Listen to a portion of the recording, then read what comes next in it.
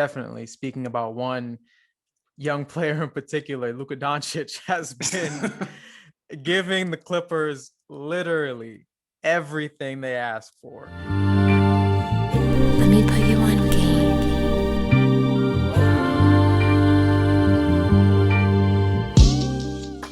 It's so good to have the playoffs back. Yes, it is. This is where basketball legends are created in the playoffs. It's a completely different atmosphere. It's really fascinating actually to see how the level of intensity and the way games are called by refs and just the competition and the way the best players really get highlighted in the NBA playoffs. Yeah, definitely. You've got a lot of young players showing up and showing out. It's it makes me feel good about the future of the league. And definitely speaking about one young player in particular, Luka Doncic has been giving the Clippers literally everything they asked for. And what I mean by that is the Clippers literally tanked at the end of the season to get the Mavericks in their matchup. And now Luka Doncic is making them regret every second of that by giving them so many different problems. It doesn't really matter who they put on him. They can't seem to stop him. And it's been hilarious, honestly, to watch the theatrics behind all of the ongoings in the series, especially when you consider last year and how things went for the Clippers and this year. And then you also consider how much they've given up to put this core together. They don't have a first round pick until I'll be a grandfather. So it's been interesting to watch. And it's been particularly interesting with the drama surrounding the Clippers and their response to the situation that they're in, because after they went down 2-0, Paul George decided to say that there was really no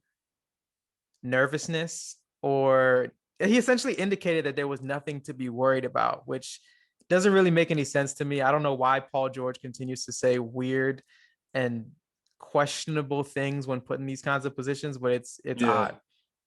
Yeah, it's odd to say the least. Because it's like he's not seeing what everyone else is seeing. And it's been like that for a couple years now, even back to the days with Russ in OKC, or even back to his days in Indiana, where he may let the Pacers be known that, hey, I'm trying to be out of here. They trade him to OKC. He shows up and shows out with Russ, says that, he loves Russ and that he's going to be with him, for years to come. And then Kawhi's like, hey, you want to come to LA? Peace, Russ. Just like that.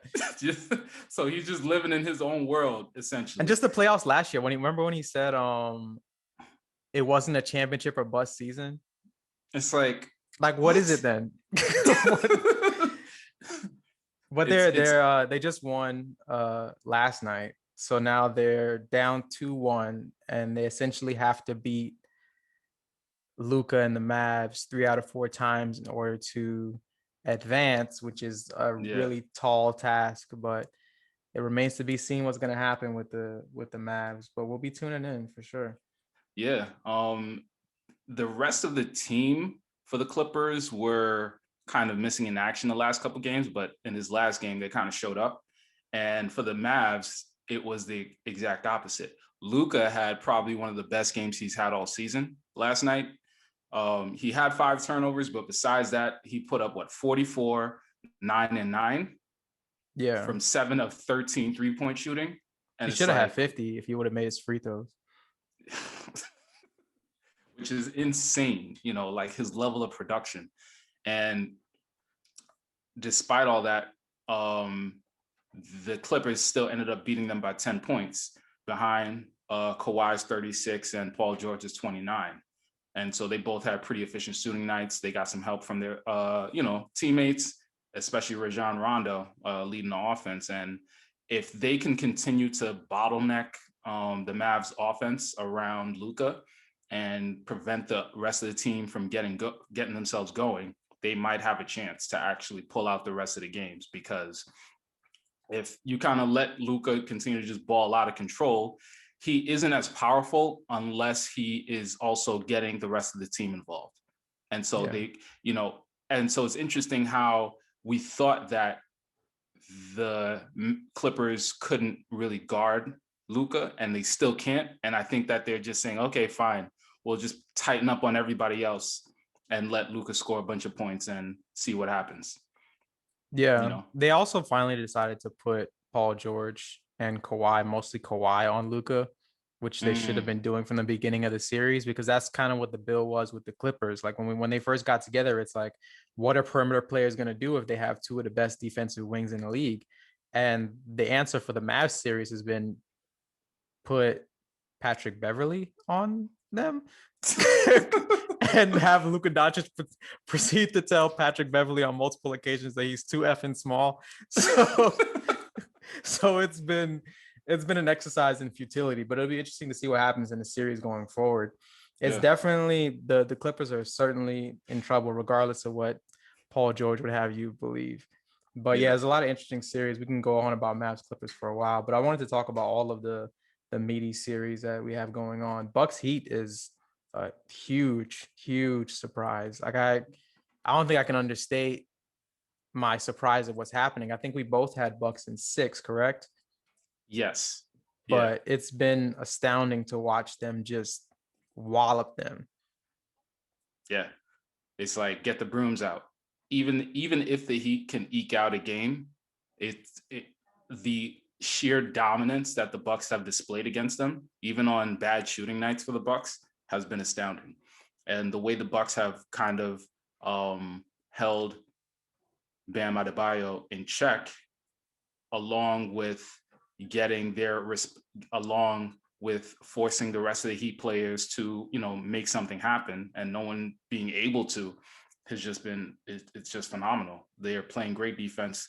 Tyler Hero, Duncan, Dragic, all these guys who are, plus shooters, have been bottled up and really haven't been able to get themselves going. And the superstar on the Heat can't seem to do much about it, Yeah, it's been really, it's a completely different Bucks team. I think a lot of people have been hard on Giannis because they expect him to be something that he's not. He's not Kobe. He's not LeBron. He's not this takeover at the end of games. He's more in the mold of like an Anthony Davis or a Shaq, where he needs someone to get him the ball in the positions that he likes to get it in. Because when they build that wall, the proverbial wall that's been built against him every playoff series, he needs someone that's kind of a release valve. And that's what Jrue Holiday has been for the team. And obviously Jrue Holiday has been great defensively. He's come up with so many different key plays.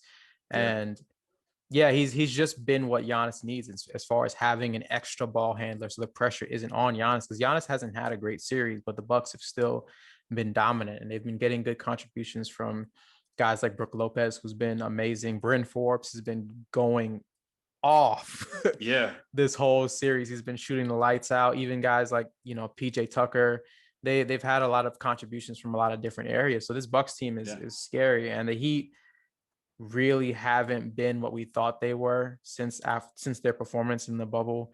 Duncan Robinson and Tyler Hero have both been letdowns. Bam Adebayo has been missing in action. He's been shooting pretty terribly. They are the team right now that they've been throughout the whole regular season, because I think we all just assumed they were going to turn it up, and they really just haven't. So they've got some soul searching to do going into the off season. Well, let's get to the meaty the meaty series here. Knicks Hawks. How are you feeling as a Knicks fan? 1, and 2, how much do you hate Trae Young? So I posted to my story the other day, the Knicks fans planning to shout Trae's balding at the Garden in order to get under his skin. And it was fascinating to see that post on Instagram, and then to proceed to hear the Knicks chant that in the stands during the game, which shows you the power of social media. Like, word spreads real fast. Somebody started saying it, and it just caught fire, and it was a contagion that spread through the building. I don't hate Trae Young at all, actually. I really appreciate his game. But he has been torching us. And he's actually holding up his end of the bargain. Even the game that the Hawks lost at the Garden the other day, I think it was on Wednesday, he still put up 30 on efficient shooting. They weren't able to get the win because the rest of the team got bottled up by our defense, but it was still, he's still showing up and showing out. So he is a threat, man. And D Rose has honestly kept us in this series. He's been the best player on the team.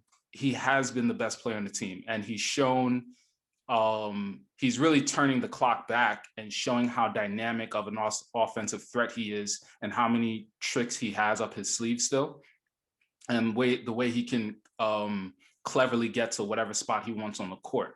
And I'm frustrated and worried because it's been 3 games and Randall still hasn't found his spark that led him to be the most improved player in the league. And the Hawks defense you have a veteran coach in Nate McMillan. And even though the Hawks don't have any excellent defenders per se, besides maybe a Clint Capella as a rim protector and, Hunter as a wing defender, they have figured out a way to keep Randall in front of them, build a wall, and force Randall to be more of a playmaker. And Randall is a better playmaker when he's a threat to get to the line as well as get off his shots on the perimeter. Yeah. But in spaces where he's being doubled and they're creating that wall around him and guys aren't hitting shots, it's really hard to get going. What's really been fascinating is how in the playoffs, they take away your best options and teams scout you. So they figure out where you like to be on the court and they'd like to take that away. So if you don't have like a third or fourth really good move, you're going to be exposed. And that's kind of what's happening. Yeah. With guys like Randall, guys like Burks, we can't get those guys going and you're not going to get easy shots and layups. So it's hard to get that confidence. And it's just manifesting in a really poor performance by our, some of our best players that have kind of kept us afloat this whole year. So I'm legit worried. Yeah, Randall absolutely has to be better. If he was just average in this series, I think the Knicks would be the team that's up 2-1. Some of his stats, he's put up 15, 15, and 14 in terms of points, but his shooting numbers have been atrocious. He was 6 for 23 in game 1, 5 for 16 in game 2, and last night he was 2 for 15. So it's been a nightmare, and Derrick Rose has basically kept the team afloat. He had 30 last night on good efficiency. So it's been a tough watch. I think Trae's been amazing. For whatever reason, they cannot stop him from getting into the lane and hitting that floater. He's been incredible. You got good contributions from guys like Clint Capella. DeAndre Hunter has been valuable. I think he was one of their big missing pieces this year when they were struggling. They're just getting good contributions from a lot of their guys, and they're even overcoming lack of contributions from some of their big stars. Like John Collins has kind of been missing in action, and they're doing it without him. He's normally a 20 and 10 guy, so it's worrisome. It looks like Atlanta has control of the series unless the Knicks are able to make some adjustments, particularly just Julius Randle. He just has to shoot the ball better. If he doesn't start at least getting average or having average shooting nights, it's gonna be a long series. Both of our predictions might be wrong, to be honest. It'll be a long series for us, or at least a short series, to be honest. And I don't want to see that. And so they got to do some soul searching. Tibbs has to configure something new in this offense just to get some continuity. Maybe some more pick and roll, maybe some more action for guys like Rose and Burks, just to move more around the court. I'm not quite sure what exactly has made our offense so stagnant, but people have to be moving more, and they have to show more. The Knicks aren't as dynamic as a team. And I kind of knew that from the regular season. We really won a lot of games based on grit and just really showing up hard every night. But in the playoffs, when you can really scout in and hone in on your opponent, that lack of being dynamic really gets exposed. And so that's kind of what we're dealing with right now. So, but I believe in us. I still have optimism. You know, I think we can still right this ship, and we'll see what happens going forward. Yeah. Shout out to Trey as well for embracing the villain role. Watching him versus the New York crowd has been amazing. He's been really fun to watch. The series has been fun overall. But Lakers Suns is kind of a disappointment. It's been really unfortunate to see Chris Paul go down again. You can see how uncomfortable he is. You can see how he really can't raise his arm above his head, and it's affecting his shooting. He's not really even playing as many minutes, but you can kind of see that the Lakers are starting to get the ball rolling. LeBron is having fun out there.